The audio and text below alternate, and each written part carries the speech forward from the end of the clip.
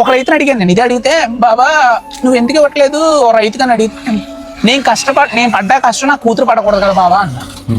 అంటే ఎలా ఆలోచిందో నాకు అర్థం కాలేదు. ఓకే రైతు వస్తే కష్టం అంటున్నారు, ఇప్పుడు రైతుకి ఇవ్వని అంటున్నారు, మరి రైతుకి ఎలా అడుగుతున్నారు పెట్టిన ఈ లెక్కన వ్యవసాయం మానేసి అందరూ జాబులు చేస్తే మరి అన్నం ఎవరు పెడతారు? పండించుకోలేదు. ఇప్పటికే చాలా తగ్గిపోయింది.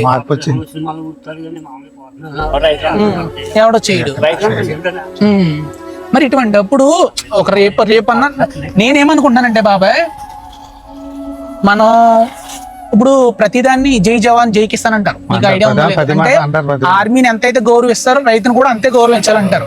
నేనేమంటానంటే ఆర్మీని ఎంత గౌరవిస్తున్నాం రైతును అంతే గౌరవిద్దాం. ఆర్మీని ఏ విధంగా అయితే రిక్రూట్ చేసుకుంటుందో గవర్నమెంట్, రైతును కూడా అలా రిక్రూట్ చేసుకుంటే రైతు అన్నోడికి వాల్యూ పెరుగుతుందని నా ఒపీనియన్, నా పర్సనల్. ఎందుకంటే ఒక రైతుకి పిల్లనివ్వాలంటే ఆలోచిస్తారు. ఇప్పుడు రేపన్న రోజు రైతుని చెప్పడం గర్వంగా ఉంటది కదా. ఇప్పుడు ఒక ఆర్మీ ఆఫీసర్ మీ అమ్మాయిని ఇవ్వాలంటే ఎంతసేపు ఆలోచించు అయ్యో ఆర్మీ అది ఇది. ఇప్పుడు సమాజంలో కూడా మనం ఒక టౌన్కి వెళ్తే రైతు అంటే సిగ్గు అని చూస్తారు. అవును, అది ఏమీ లేకుండా నేను ఏదో చేస్తున్నానని చెప్తూ గౌరవంగా ఉంది అక్కడ.